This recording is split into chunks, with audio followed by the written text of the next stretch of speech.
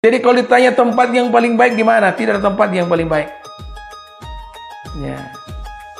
Bagi saya tempat yang paling baik ketika kita bersama dengan Tuhan.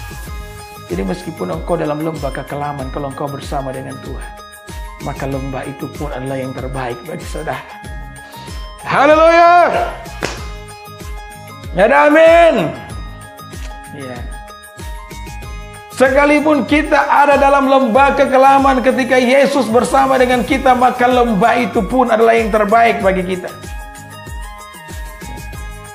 Ketimbang engkau ada di soto istana, kalau di sana tidak ada Tuhan Yesus, maka itu tempat yang tidak baik bagi setiap kita. Saudara, saya juga teringat bagaimana seorang yang bernama Yusuf. Yusuf ini mengalami perbuatan jahat dari kakak-kakaknya.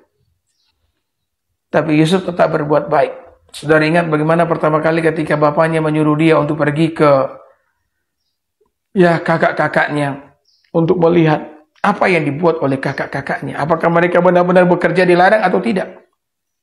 Ya. Kenapa Yakub menyuruh Yusuf? Karena Yusuf dapat dipercaya. Yusuf ini setia di dalam pekerjaannya. Maka ketika Yusuf dekat dengan kakak-kakaknya, sudah dekat dengan kakak-kakaknya yang lagi kerja, mereka melihat Yusuf dan berkata, ini lihat, tukang mimpi sudah datang. Ya, karena mereka benci Yusuf, karena ya Yakub lebih sayang Yusuf daripada kakak-kakaknya. Saudara, saya mau beritahu ya, kebencian ini produk dari neraka. Maka anak Tuhan tidak boleh punya hati yang membenci. Amin. Bahkan kalau engkau menyebut dirimu sebagai orang yang beragama, tapi engkau membenci, ya engkau sementara meyakini agama yang berasal dari neraka. Saya yakin itu. Karena agama itu mengajarkan yang namanya kebaikan. Ya. Kalau engkau beragama tapi yang kau lakukan adalah sebuah kebencian, ya berarti agamamu ini, ya engkau sementara ditipu oleh setan. Engkau tidak meyakini apa yang benar, tapi engkau sementara meyakini ajaran setan. Karena setan itu ingin kita membenci. Setan menyukai kita saling membenci satu dengan yang lainnya. Saudara, ketika kakak-kakak Yusuf penuh dengan kebencian, mereka melihat Yusuf datang, ya. Maka kita mengatakan mereka mulai menganiaya Yusuf. Mereka merobek baju baru yang diberikan oleh bapaknya kepada Yusuf. Saya juga berpikir untuk apa juga Yusuf datang kepada kakak-kakaknya sambil memakai baju baru yang diberikan oleh bapaknya. Itu membuat mereka semakin membenci Yusuf. Mereka menganiaya dia dan mereka melempari Yusuf ke dalam sumur yang kering. Ya, mereka berikhtiar untuk membunuhnya, saudara-saudara. Tetapi yang kemudian, ya, salah seorang dari mereka berkata, janganlah kita bunuh Yusuf. Kalau kita bunuh Yusuf, apakah yang dapat kita peroleh? Ya, lebih baik kita menjual dia ke tangan orang media. Nah, saudara, ini yang saya mau sampaikan. Yusuf mengalami sebuah penolakan. Yusuf dijahatin oleh kakak-kakaknya. Karena Tuhan punya rencana di balik semuanya itu. Jadi saya ulangi sekali lagi, apapun yang Tuhan izinkan terjadi, termasuk ketika engkau dijahatin oleh orang lain, di dalamnya Tuhan punya rencana. Itu diizinkan Tuhan. Dan apapun hal yang diizinkan oleh Tuhan, di dalamnya Tuhan pasti menyertai. Saudara, Tuhan punya rencana untuk mengangkat kehidupan Yusuf. Tuhan ingin pakai Yusuf untuk menolong banyak orang di zaman itu. Ya, dari bencana kelaparan. Sehingga Yusuf harus ke Mesir. Dan untuk sampai ke Mesir, Yusuf mengalami sebuah penolakan dan dijual oleh kakak-kakaknya. Saya pikir ketika Yusuf dijual oleh kakak-kakaknya dulu, saya pikir inilah perbuatan yang jahat sekali. Tetapi ternyata ini adalah rencana Tuhan bagi Yusuf. Lebih baik dijual ke Mesir daripada dibunuh oleh saudara-saudaranya sendiri. Yusuf harus berada di Mesir. Karena di sanalah Tuhan akan memakai Yusuf. Saudara-saudara yang diberkati oleh Tuhan. Ya, kadang-kadang penolakan yang kita alami dalam kehidupan ini menempatkan kita di tempat di mana seharusnya kita berada. Amin. Maka kita mengatakan Tuhan menyertai Yusuf. Meskipun ketika dia berada di rumah Potifar sebagai budak, Alkitab mengatakan Tuhan menyertai Yusuf. Ya, bahkan ketika dia difitnah oleh nyonyanya sendiri dengan tuduhan pemerkosaan, Yusuf dimasukkan ke dalam penjara. Alkitab mengatakan Tuhan menyertai Yusuf.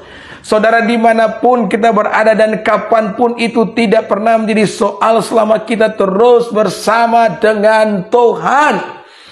Ini yang paling utama dalam kehidupan kita, saudara. Ketika kita hidup dalam dunia ini, kita bukan mencari tempat yang basah, tempat yang nyaman, yang memberikan kenyamanan kepada setiap kita. Tidak. Meskipun mungkin engkau berada di tempat yang nyaman, kalau di sana tidak ada Tuhan, maka itu pun tempat yang tidak baik bagi saudara. Ya, dimanapun kita berada, kalau kita bersama dengan Tuhan, itu lebih daripada cukup. Itulah sebabnya kenapa Daud berkata, sekalipun aku berjalan dalam lembah kekelaman, aku tidak takut bahaya. Kenapa? Sebab Tuhan menyertai aku.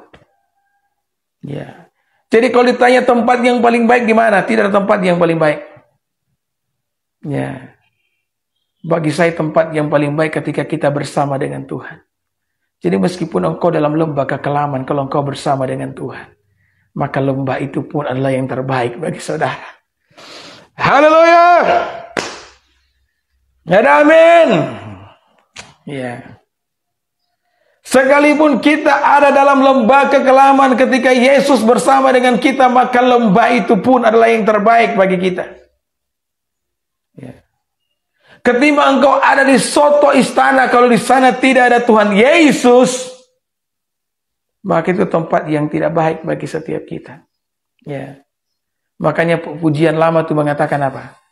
Ku ingin selalu bersekutu denganmu, menikmati hadiratmu, biarkan rohmu tinggal dalam hidupku, sungguh indah bersamamu.